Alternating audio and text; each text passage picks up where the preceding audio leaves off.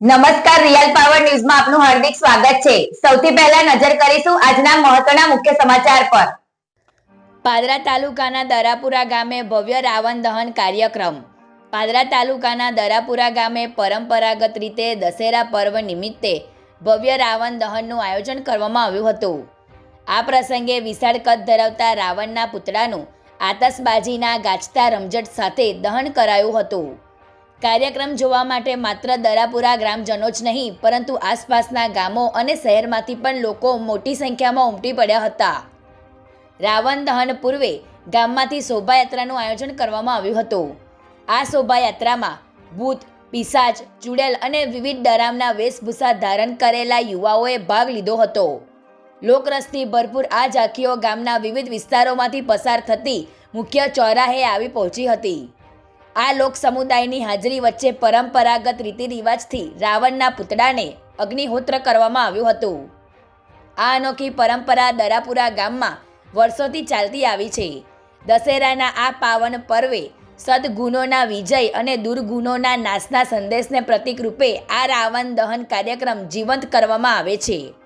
ગામમાં આ પ્રસંગ માત્ર ધાર્મિક સાંસ્કૃતિક કાર્યક્રમ જ નહીં પરંતુ મેળા જેવું લોકપ્રિય સામૂહિક ઉત્સવ રૂપે ઉજવાય છે। પ્રકાશ પટેલનો report, real power news, Padra.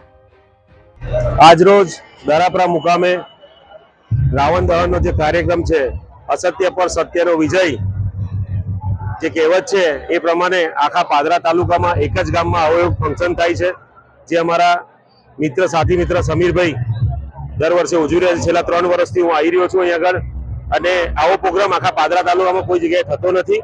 તેમજ વેશપૂજાનો પ્રોગ્રામ બી આખા પાદરા તાલુકામાં કોઈ જગ્યાએ થતો નથી, અને એ આખું અલગ પ્રકારનો એક માહોલ સર્જે છે। જે સત્યનો વિજય થાય છે એ પ્રમાણે રાવણ દહનનો પ્રોગ્રામ આ થાય છે, અને આ વખતે રાવણ દહનનું પૂતળું બી બહુ મોટું બનાવવામાં આવ્યું છે। લગભગ 30 ફૂટ મોટું પૂતળું બનાવવામાં આવ્યું છે।